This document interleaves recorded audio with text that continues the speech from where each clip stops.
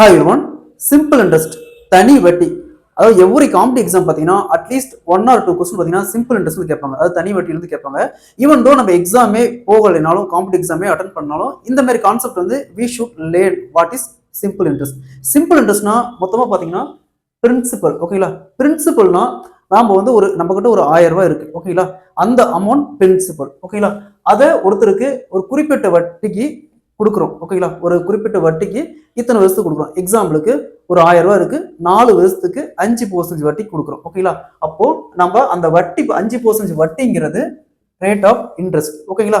அடுத்தது time. Time பார்த்தீங்கன்னா 4 வருஷம். ஓகேங்களா? அந்த 4 வருஷத்துக்கு நம்ம வட்டி கொடுக்குறோம்.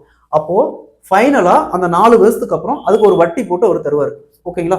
அதுதான் அமௌண்ட். அந்த பிரின்சிபல் அமௌண்ட் பிளஸ் என்ன வட்டி வருதோ அதை போட்டு தருவார். ஓகேங்களா? இதான் பேசிக் கான்செப்ட். பார்த்தீங்கன்னா வாட் இஸ் சிம்பிள் இன்ட்ரெஸ்ட்னா இதான் பேசிக் கான்செப்ட். ஓகேங்களா? அதாவது simple interest equal to principal into rate of interest into time divided by 100. Principal நம்ம சொன்னோம், எக்ஸாம்பிளுக்கு ஒரு 1000 ரூபாய் வச்சுக்கலாம். ஓகேங்களா?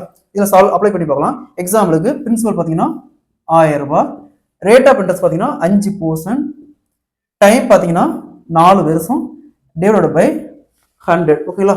அப்போ 0000 கேன்சல் ஆயிரும். 5 into 4 20, 20 into 10 200. இதுதான் வட்டி கிடைக்குது. அப்போ ஃபைனலா அவருக்கு பாத்தீங்கன்னா அந்த 1000 ரூபாய்க்கு 4 வருஷத்துக்கு அப்புறம் 5% வட்டியில 1200 ரூபாய் கிடைச்சிருக்கும். இதுதான் பேசிக் ரூல். இதை வச்சுதான் இதையே ஆல்டர் பண்ணி மாத்தி தான் கேட்பாங்களே ஒழிஞ்சு மற்றபடி புதுசா எந்த ஒரு இதுவும் இதுல இன்செர்ட் பண்ண மாட்டாங்க.